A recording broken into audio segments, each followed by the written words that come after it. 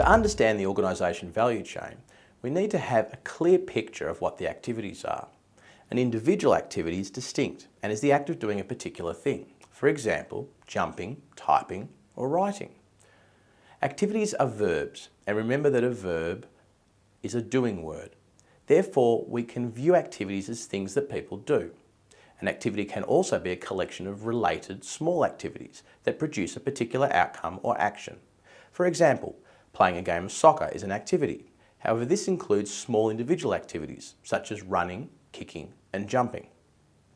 An organisational value chain is a network of interrelated activities that take place within the organisation to create stakeholder value and an end product or service to consumers.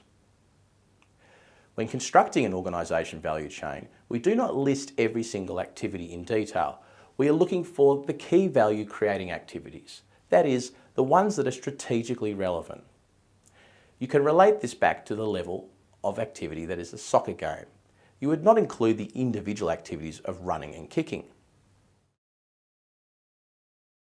We begin with the primary activities when constructing an organisation value chain.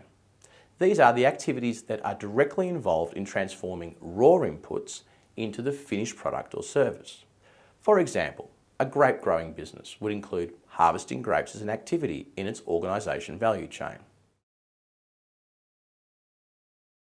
After determining the primary activities, we add the support activities. These are the activities that enable the primary activities to occur. For our grape grower, this would include procurement, for example of fertiliser, and bookkeeping.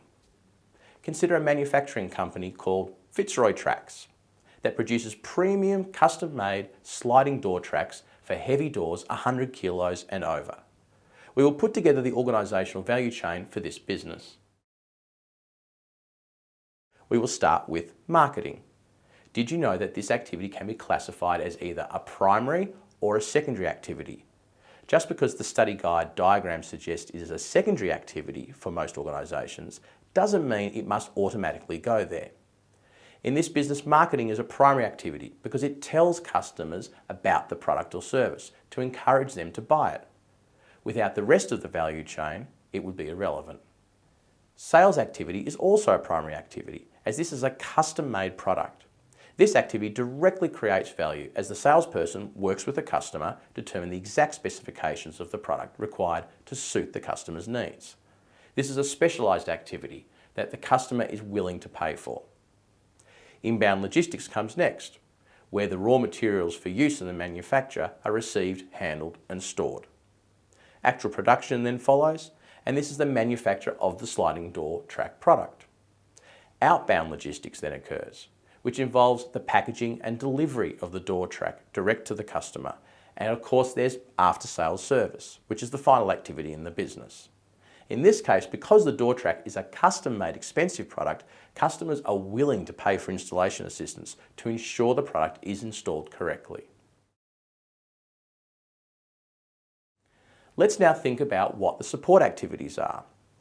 We have procurement. That's a support activity because it enables the primary activities of inbound logistics, manufacture and packaging and delivery. It would also likely support other primary activities as well. It involves the sourcing and negotiation of raw manufacturing materials such as aluminium and steel, as well as machinery and equipment such as forklifts and delivery trucks. Bookkeeping is another support activity which enables all primary activities. It includes processing sales, invoicing customers, and paying supplier bills. Human resource management also supports all primary activities.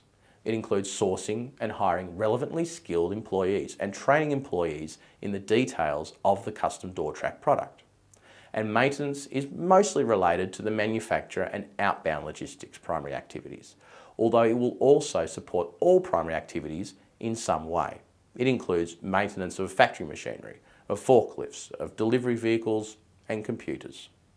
So in summary, the key points to remember are that the organisation value chain shows the strategic activities that add value to an organisation's stakeholders.